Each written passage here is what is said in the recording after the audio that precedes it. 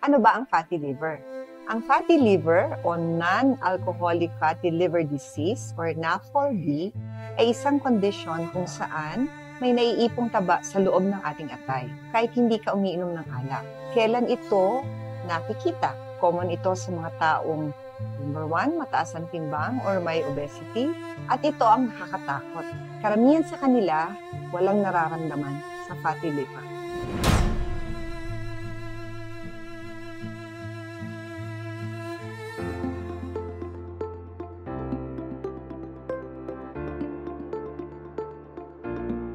Hi, ako si Dr. Eileen Cynthia De Lara, isang cardiologist. Gusto kong pag-usapan natin ang isang kondisyon na madalas nating binabaliwala. Ito ay ang fatty liver. Tahimik lang siya sa umpisa, pero kapag pinabayaan, pwedeng magdulot ng mas seryosong problema, lalo na sa puso. So ang tanong, ano bang sanhi ng fatty liver? Paano natin malalaman na meron tayo nito? At most importantly, paano natin ito maiiwasan? So let's talk about it. Ano ba ang fatty liver? Ang fatty liver o non-alcoholic fatty liver disease or NAFLD ay isang kondisyon kung saan may naiipong taba sa loob ng ating atay kahit hindi ka umiinom ng alak. Kailan ito nakikita? Common ito sa mga taong number 1, mataas ang timbang or may obesity. Pangalawa, may diabetes or insulin resistance.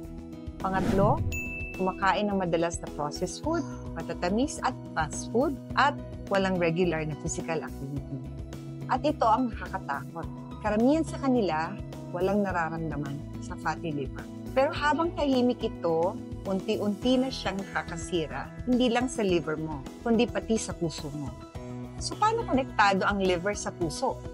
Ang liver at ang puso ay magkaibang organ, pero magkaugnay sila sa kanilang trabaho. Kapag may fatty liver ka, ibig sabihin, may chronic inflammation ka sa iyong katawan. Isipin din, baka may problema na rin sa cholesterol. At lastly, mataas ang chance mo na baka meron ka ng insulin resistance. At lahat ng ito ay risk factors para sa sakit sa puso. High blood ba yan? Or heart attack? Or even stroke? At habang akala mo liver lang ang may problema, posibleng ang puso mo pala ang mas may peligro. So, paano malalaman na meron kang fatty liver? Hindi ito agad mararamdaman, pero may mga clues. Laging pagod, kahit sapat ang tulog, bigla ang pagdagdag sa timbang. Minsan, may konting kirot sa kanang taas ng tiyan, or brain fog, o parang mabagal mag-isip. Pero kadalasan, nakikita lang ito sa mga test, gaya ng ultrasound, elevated liver enzymes sa blood test, or mataas na triglyceride or fasting blood sugar. Kaya kung may risk factors ka, overweight ka, diabetic or sedentary, magpatingin ka na. Huwag mong intayin na lumala pa ito. Pwede pa ba itong maagapan or ma-reverse? Pwede. Ito ang good news. Pwede pa itong bumalik sa normal.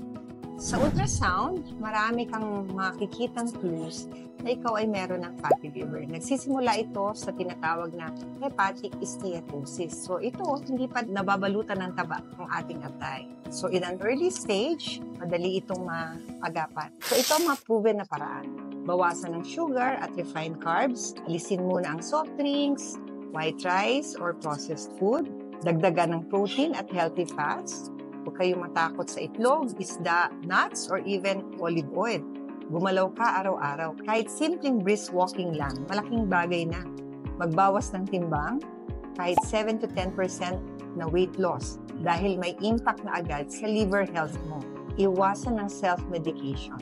May mga supplements at gamot na nakakasama sa liver, lalo na kung walang guidance mula sa iyong doktor. At syempre, magpa-laboratory kaagad. Gawin mo ito regular. Pwedeng sa umpisa, every month, pero minsan, madalas, 3 months. Walang masama na magpa-check up. Mas mabuti maagapan ng lahat. Dahil masama, lalo na pag ito ay napabaya. So bilang doktor sa puso, bakit kailangan pag-usapan ng liver? Karugtong ng puso. Kasi ito ay part ng metabolic health mo. So kapag liver ay inflamed, madalas ang cardiovascular system natin ay stressed din. At kung ikaw ay may family history ng heart disease, ikaw ay overweight or diabetic, don't forget your liver. Protecting your liver is part of protecting your heart. Before we end, kung feeling mo ay may natutunan ka today, i-share mo itong video sa isang kaibigan or kapamilya. At kung gusto mo pa ng video tungkol sa liver healthy-friendly diet or para basahin ang liver enzymes sa laboratory, comment mo lang sa baba. So ako si Doc Eileen De Lara, tulungan natin ang isa't isa at pangalagaan ng ating mga puso at ating mga akay.